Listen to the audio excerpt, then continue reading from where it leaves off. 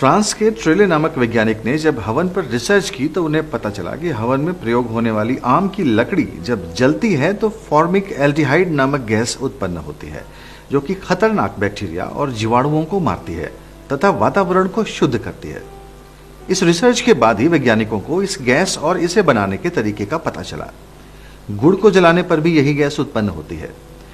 टोटिक नामक वैज्ञानिक ने हवन पर की गई अपनी रिसर्च में यह पाया कि यदि आधे घंटे हवन में बैठा जाए अथवा हवन के धुएं से शरीर का संपर्क हो तो टाइफाइड जैसे खतरनाक रोग फैलाने वाले जीवाणु भी मर जाते हैं और शरीर शुद्ध हो जाता है। हवन की महत्ता देखते हुए राष्ट्रीय वनस्पति अनुसंधान संस्थान लखनऊ के वैज्ञानिकों ने भी इस पर एक रिसर्च की। क्या वाकई हवन से वातावरण शुद्ध होता है और जीवाणु नाश होता है अथवा नहीं? उन्होंने ग्रंथों में वर्णित हवन सामग्री जुटाई और जलाने पर पाया कि ये विषाणु नाश करती है। फिर उन्होंने विभिन्न प्रकार के धुएं पर भी काम किया और देखा कि सिर्फ आम की लकड़ी 1 किलो जलाने से हवा में मौजूद विषाणु बहुत कम नहीं हुए, पर जैसे ही उसके ऊपर आधा किलो हवन सामग्री डालकर जलाई गई तो 1 घंटे के भीतर ही कक्ष में मौजूद बैक्टीरिया का स्तर 94% कम हो गया।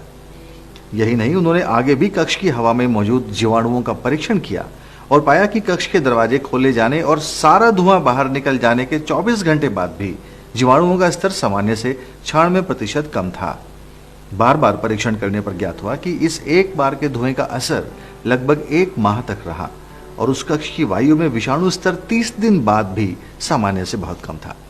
यह रिपोर्ट एथनोफार्माकोलॉजी के शोध पत्र रिसर्च जर्नल ऑफ एथनोफार्माकोलॉजी में भी दिसंबर 2007 में छप चुकी है।